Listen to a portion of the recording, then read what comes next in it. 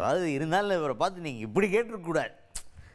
எவ்வளோ வருஷமாக இருந்துக்கிட்டு இருக்காரு ஒரு சீனியர் வேறு, அப்புறம் பார்த்து பொசுக்கு நாக்கு மேலே பல போட்டு இப்படி ஒரு கேள்வி கேட்டுவிட்டீங்களே அப்படின்ற லெவலுக்கு ஒரு கேள்வியை கேட்டுவிட்டாங்க ஒருத்தரை. யார் அவர், என்ன கேள்வி கேட்டாங்க அப்படி பார்த்துருவோம் வாங்க.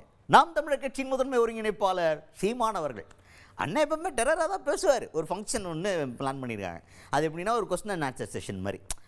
இங்கே கீழே இருக்கிறவங்க ஆடியன்ஸில் இருக்கிறவங்கெல்லாம் வந்து கேள்வி கேட்பாங்க.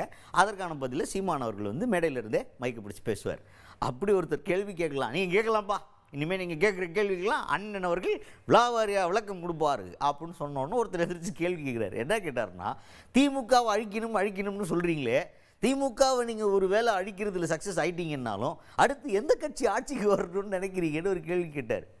புரியுதா? சீமான் அவர்கள் நடந்துருச்சுன்னா கூட வேறு எந்த கட்சி ஆட்சிக்கு வரணும்னு தான் கேட்குறாங்களே தவிர நீங்கள் ஆட்சிக்கு வரணுமான்னு கேட்க மாட்டேங்கிறாங்க யாரும். அப்போ அவருடைய மன உளைச்சலுடைய லெவலை யோசிச்சு பாருங்கடே.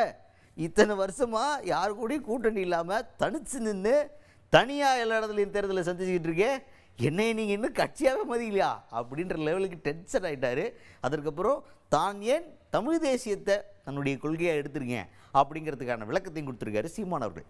சார், இப்போ டிஎம்கே வந்து அழிக்கணும்னு சொல்கிறீங்க, வேறு எந்த கட்சி வரணும்னு எதிர்பார்க்குறீங்க? இப்போ டிஎம்கே அழிக்கணும்னு சொல்கிறீங்க, வேறு எந்த கட்சி ஆட்சி ஆளணும்னு நீங்கள் எதிர்பார்க்குறீங்க? எந்த கட்சின்னா நாங்கள் கட்சியாக தெரியல. இல்லை, பட் அப்படி இல்லை, மெஜாரிட்டி கட்சியில் வந்து எந்த மாதிரி வரணும்னு நான் தான் மெஜாரிட்டி. 234 உங்கள் டிஎம்கே போட்டி போடுமா? 234 உங்கள் டிஎம்கே போட்டி போடுமா? போட்டி போடுவாங்க சார்.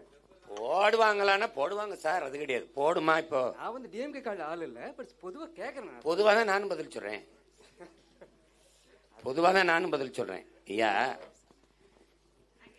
அந்த கட்சியை, ஒரு கட்சியை பல கட்சிகளை சேர்ந்து ஒழிக்க முடியாது.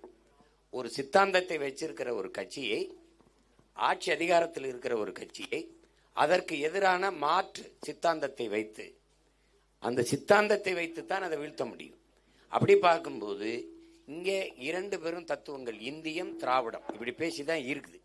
இதற்கு மாற்றாக ஒரு தத்துவம் என்று வந்தால் அது ஒரு தேசிய இனத்தின் உரிமைக்காக நிற்கிற தமிழர், நிலம், வளம், மக்கள் நலம், இந்த அடிப்படையில் கட்டமைக்கப்படுகிற கோட்பாடு தான் மாற்றா இருக்க முடியும்.